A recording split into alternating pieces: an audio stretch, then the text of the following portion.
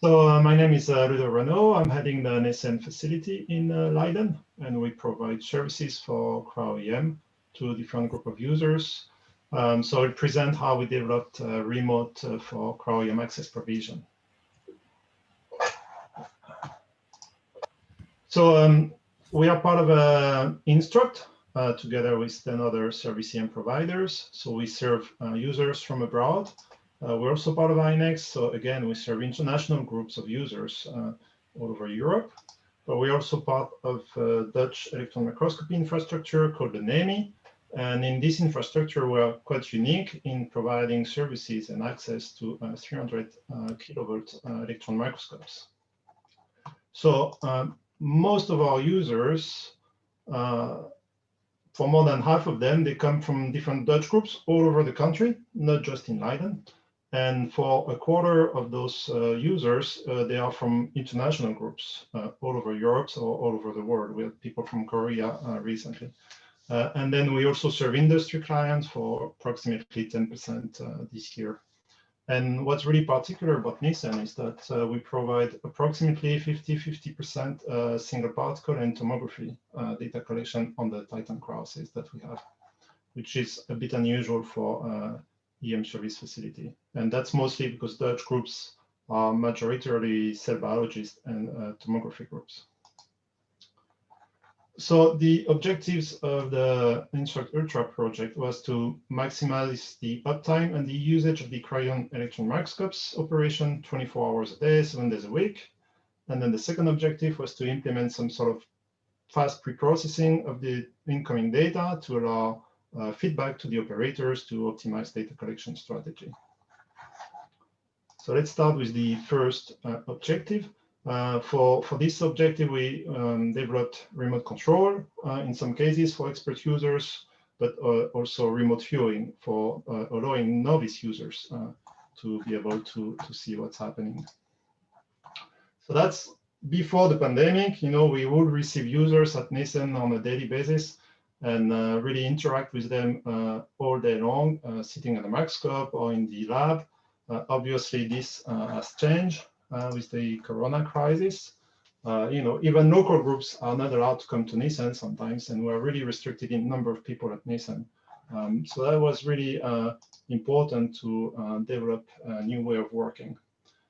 So we, for the remote data collection and remote viewing, monitoring, we have two different solutions now. So the first one is to directly connect to our network through a software like TeamViewer. So we will allow access on the desktop within NISEN. That will provide access to our private network. And then through the VNC connection, you could connect to one of the two Titan cryos. And this, and then the data is pushed to the local storage and then moved to an online on-cloud system. So this is an example. It's just a picture of an ongoing data collection. So here is the remote screen that the user can see but cannot really interact with. So really the user can help us also set up the session because they obviously know their samples much better than we do. So that's also very important to give them opportunity to give us feedback while we are setting up data collection. So this can be done with TeamViewer or with any other remote software. We can provide support for setting up single particle data collection, but also tomography, which are a bit more hands-on. The second option is to use remote pads, remote panels. So that's really specific to the thermometer microscopes, though. So it's not really universal. So in this case, it's a bit more cumbersome. We need to create an account for the user to connect to our VPN. And that, in our case, is managed by the university, but in other facilities, it might be managed by the facility itself, so it's a bit easier. But in our case, we really designed this so that other Dutch groups with similar machines could connect to the NISEN network and then start controlling the cryos like if they were at NISEN. So again, it's very similar to the first solution, but this time we need to go through a more cumbersome connection.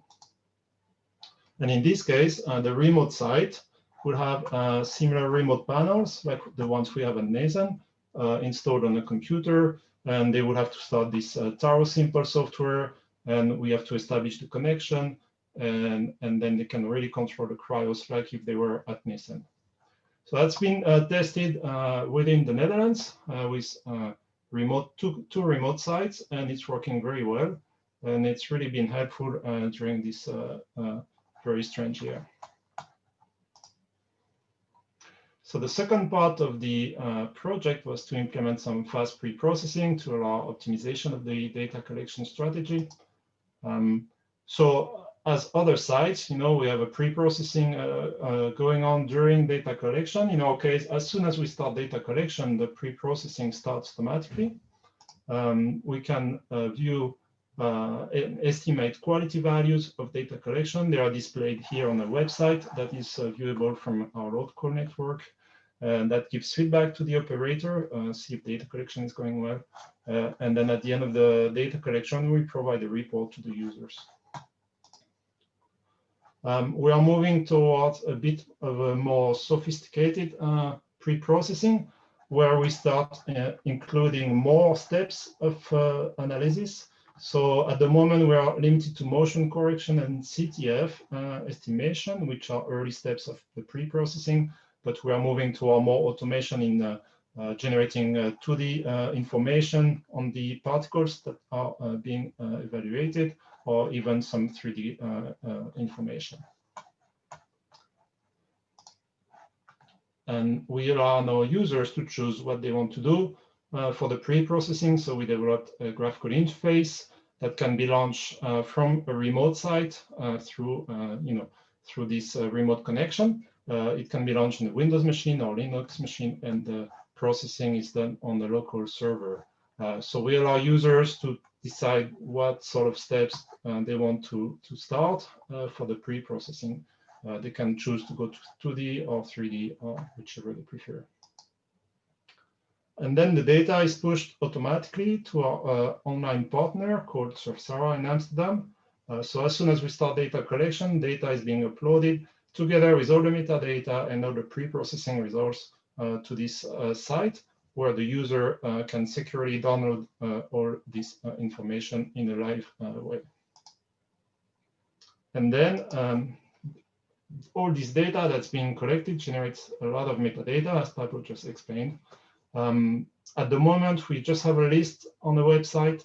It's not ideal, so we're also trying to get all this metadata organized. So we started just recently to generate a database where we collect as much information as we can automatically from the ongoing data collection, and then it will be a searchable database to really improve our services.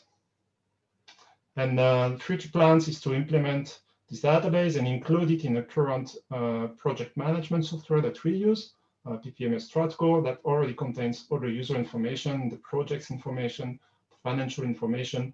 Then we would just add all the data collection and booking information into this system. And we have also developed a local wiki with all protocols and information for the users when they connect to the Nissan Center. So now the work is a bit different than it was last year. So now we're sitting at the cryos on our own, and we have a local user remotely connecting. And sometimes it's quite nice because by 10 you're done. Basically, the user takes over and you're on standby, so you can do other more interesting things sometimes. And then at the end of the day, you just do final checks and you start data collection with the user. So setting up this remote way of working allowed us to have a continuous delivery of services during the year, and allowed us to work with, for example, the Janssen company in Leiden to help them develop the vaccine for corona research. So finally, just acknowledging all the different funders and consortia we are part of. And most of this work has been done by Frederic Bonnet, who is our IT specialist at Nissan. Thank you. Thanks very much, Ludo. That was great. There is one question, just looking in the chat here from Joel for you. The question is, are you in touch with other cryo-EM sites to work out general protocols for remote access, or is each site doing it by themselves? Yes, actually, when we did one of these Instruct-ULTRA best practices that was held at Nielsen, I think it was the second iteration, we really discussed the remote work at other sites and what's the best software, what were the approaches, and yes, so different sites do differently. I think most sites do not provide access to remote paths. They prefer to just give a simple control to the software, but not to the full microscope. Our case is a bit different because we work with. Over to you, Stephen. Thank you very much, Ray. It's an honor to be able to present here, and I will try to make good use of everybody's time. Let me just get presentation squared away here.